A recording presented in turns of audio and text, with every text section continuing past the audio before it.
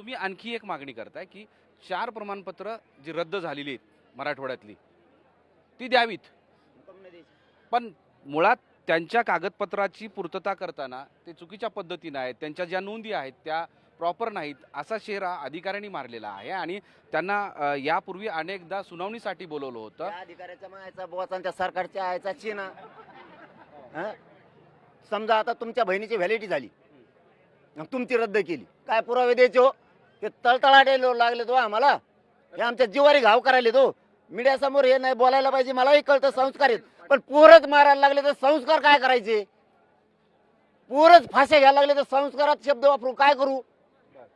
काय करू?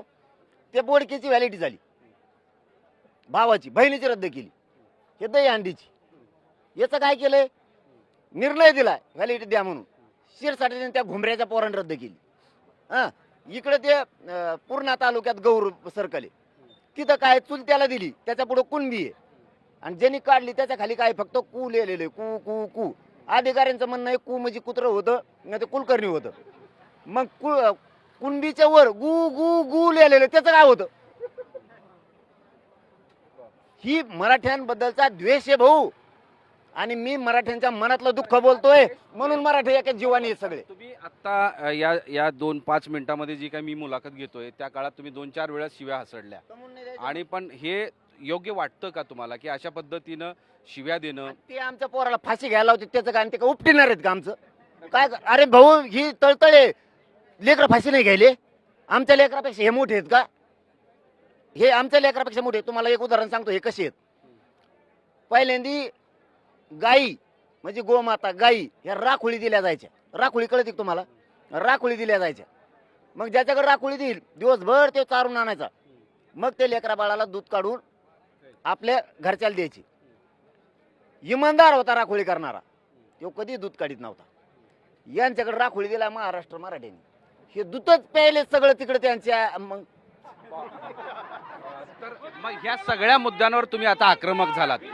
आता एक प्रश्न असा आहे की मी सुरुवातीलाही विचारलो होतो, पुन्हा एकदा तोच विचारतोय की आता तुम्ही उद्या बसणार हे निश्चित दिसतंय तुमच्या एकूण या सगळ्या आत्तापर्यंतच्या बोलण्यावर लक्षात येतं, पण अजूनही काही या संदर्भातले कुठल्या मुद्द्यावर सरकार तुमच्याशी प्रॉपर फोनवर असेल किंवा कुठल्या मध्यस्थाद्वारे असेल, की आता जसं तुम्ही सातारा आणि औंध गॅजेटचं सांगितलं, कोल्हापूर गॅजेटचं सांगितलं, तसं या तुमच्या 8 मागण्यांमध्ये कुठल्या संदर्भात सरकार काय केलंय हे सांगितलंय का?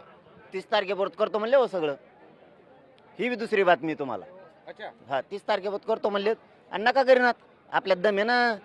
हे बघा आजकाल काय माहितीये का, स्वार्थाने दुनिया भरली. दुसऱ्याच्या लेकरासाठी कुणी लढत नाही. बघा दुसऱ्याच्या लेकरासाठी कुणीच लढत नाही. दुसऱ्याच्या लेकराचं वाटलं झालं ते म्हणतो आपल्याला काय करायचं, पण मी या मराठ्यांच्या लेकराचं वाटलं होऊ नये म्हणून स्वतःच्या लेकराकडनं बघता या समाजाचे लेकर मोठे व्हावं म्हणून मरमर करतो रात्रंदिवस. यांच्यावर भरोसा कुठे होतोय? माझ्यात कुवत यांना लढायची आणि मला साथ द्यायची कुवत मराठ्या येते.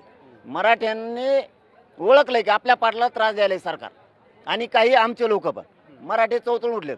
तुम्ही 3 वर्षापासून आंदोलन कव्हर करताय, 3 वर्षापासून, आज नाही.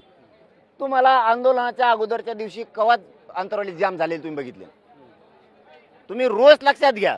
फडणवीस शिंदे काय होणार आहे आठवा नसता. तुम्हाला आमच्या चॅनलच्या माध्यमातून सांगतो, तुम्ही 4 प्रमाणपत्रासह 58 लाख नोंदी गॅजेट सगळे द्या. तुम्ही मराठ्यांशी संबंध खराब होऊन देऊ नका. मुंबईची जर घोषणा झाली तर तुम्ही देता आले कुठं आले, मी माघार घेणार नाही बरं का. मी तारा लागलो आता, कारण मला हे शेवटचं आंदोलन करायचं. मराठ्याला सांगणारे मी मेल्यावर मला मुंबईत घेऊन जा.